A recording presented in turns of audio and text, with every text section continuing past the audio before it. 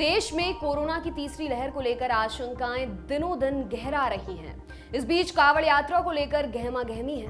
उत्तराखंड सरकार के इनकार के बावजूद यूपी सरकार कांवड़ यात्रा के आयोजन पर लगातार जोर दे रही है। मामले की गंभीरता देखते हुए सुप्रीम कोर्ट को खुद इस मामले का संज्ञान लेना पड़ा है। कोर्ट ने यूपी सरकार के इरादों को डिस्टर्बिंग मानते हुए पूछा है कि आखिर कोविड संकट के बीच कांवड़ यात्रा क्यों। लेकिन इसके बाद भी यूपी सरकार के रुख में बदलाव होता नजर नहीं आ रहा। कम से कम योगी आदित्यनाथ सरकार में स्वास्थ्य मंत्री जय प्रताप सिंह के बयान से यही लग रहा है। कांवड़ यात्रा इस बार 25 जुलाई से 6 अगस्त के बीच प्रस्तावित है। यूपी के सीएम योगी आदित्यनाथ कांवड़ यात्रा के आयोजन की तैयारी शुरू करने की अनुमति दे चुके हैं। उन्होंने कहा है कि कोरोना प्रोटोकॉल और एक्सपर्ट्स के आकलन को ध्यान में रखते हुए पारंपरिक कांवड़ यात्रा का आयोजन किया जाए। हालात को देखते हुए नेगेटिव आरटी-पीसीआर रिपोर्ट के साथ यात्रा की इजाजत दी जा सकती है। उन्होंने इस संबंध में पड़ोसी राज्य उत्तराखंड, दिल्ली, राजस्थान और हरियाणा से बातचीत भी करने के लिए अधिकारियों से कहा था। लेकिन उत्तराखंड सरकार ने काफी विचार विमर्श के बाद यात्रा का आयोजन रद्द करने का फैसला किया। मुख्यमंत्री पुष्कर सिंह धामी ने कहा कि कांवड़ यात्रा लाखों लोगों की आस्था की बात है, लेकिन लोगों की जान को खतरा नहीं होना चाहिए। जान बचाना हमारी पहली प्राथमिकता है। अगर यात्रा के कारण एक भी जान जाती है तो भगवान को अच्छा नहीं लगेगा।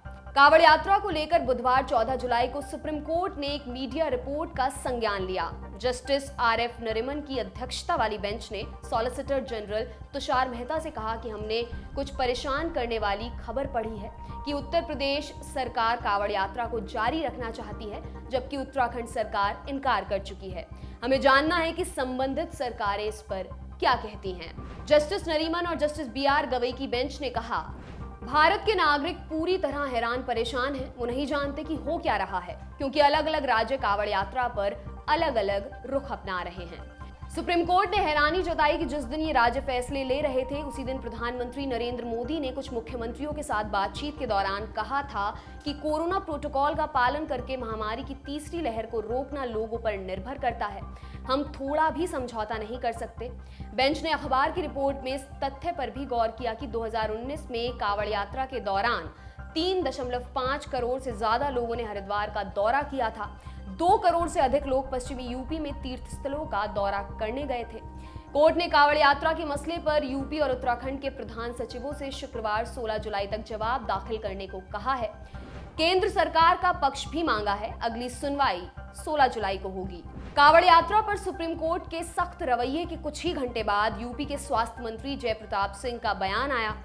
कोर्ट के सवालों पर उन्होंने कहा कि जब अदालत में सुनवाई होगी तब हम उसका जवाब देंगे। हम अदालत के सभी निर्देशों और गाइडलाइंस का पालन करेंगे। लेकिन इसी के साथ उन्होंने ये भी कहा, सरकार 25 जुलाई से पहले कांवड़ यात्रा को लेकर अपनी तैयारी पूरी कर लेगी। यह यात्रा आस्था का विषय है और हर साल की तरह यह यात्रा होगी। यह कोई नई यात्रा नहीं है। मंत्री ने कहा कि यह यात्रा राज्य की जिम्मेदारी है। हम सुनिश्चित करेंगे कि श्रद्धालुओं की आरटी-पीसीआर टेस्टिंग हो।